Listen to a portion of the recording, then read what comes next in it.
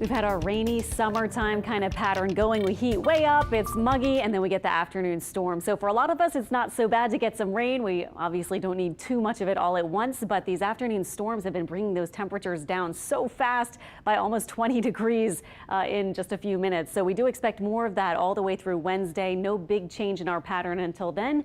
Mostly afternoon storms, could be a bit strong and heavy at times, and then we change pattern and get a little bit hotter and drier next week. Our live radar scene again very quiet at this point at 10:21, but earlier we had flare-ups of showers and storms and some of that pretty heavy rain. Looking, for example, at our 12-hour Doppler radar rain estimated totals, you can see a lot of rain across the south shore of Lake Pontchartrain.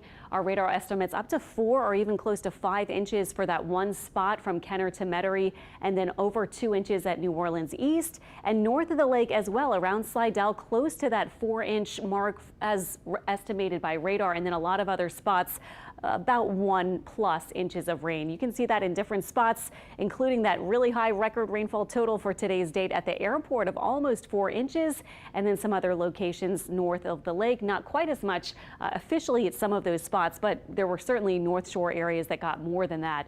Satellite and radar tonight, much quieter, and just peeking ahead at our high resolution model, making plans for your Father's Day. This is 8 a.m. We're starting to see a few showers maybe near the coast. Lunchtime, 11 a.m. Here's some scattered downpours.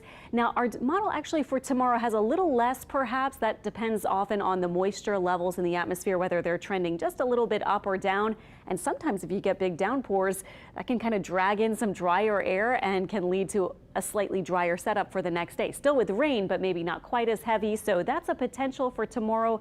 But it does look like we'll have those hit or miss downpours in the afternoon and then wrapping up, you saw, before sunset.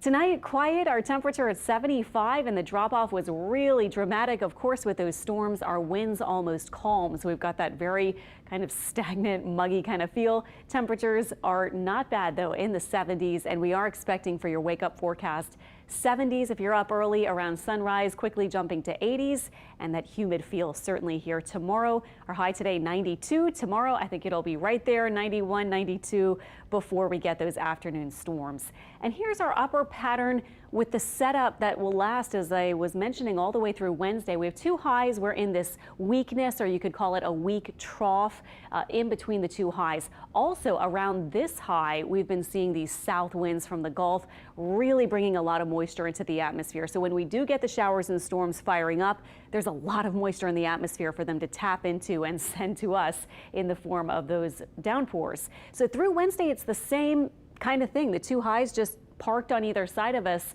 But look at this. One starts to take over and gets a shove off to the east.